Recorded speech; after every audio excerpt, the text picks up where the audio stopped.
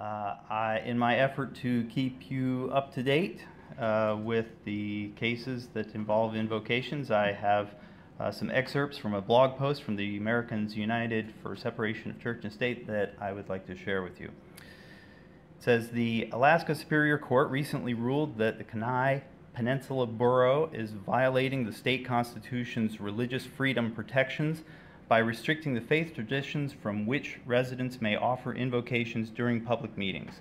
3 Kenai residents sued after the Borough Assembly adopted a policy of only allowing representatives of religious associations that are established and regularly meet in Kenai to offer invocations. Not only does the policy exclude the non-religious and those who don't belong to an organized religion, but given that Kenai is a borough of not quite 60,000 people, many faith traditions won't have official associations that meet regularly.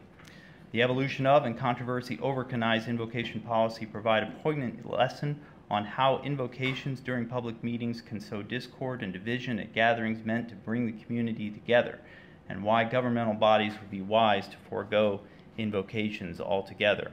In his written opinion that Kenai's policy violates the state constitution, Superior Court Judge Andrew Peterson said he relied in part on the U.S. Supreme Court's opinions on legislative prayer.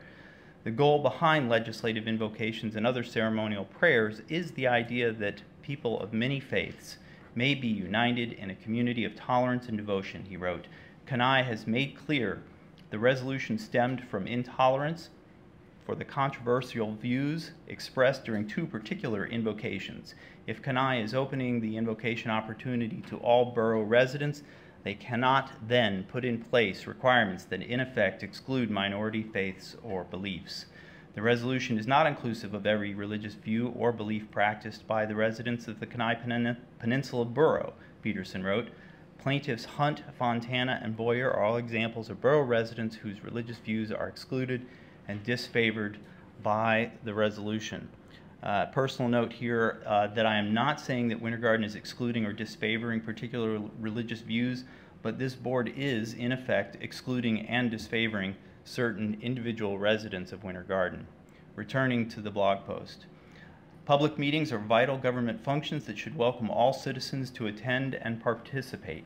Invocation practices, especially those that only represent a majority faith and exclude religious minorities and non-believers from participating, can send the exact opposite message. Our elected officials should be working to ensure their meetings are welcoming to all. And that's the end of the excerpts from the blog post. I want to add that Winter Garden City Commission meetings, indeed Winter Garden itself, is not welcoming to all.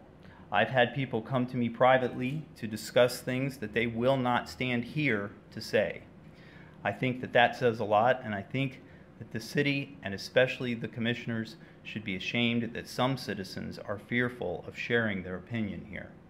It is past time, to take a step towards being the welcoming city Winter Garden should be. Either get rid of invocations or change the policy so that any citizen or representative of a citizen can give an invocation. Thank you.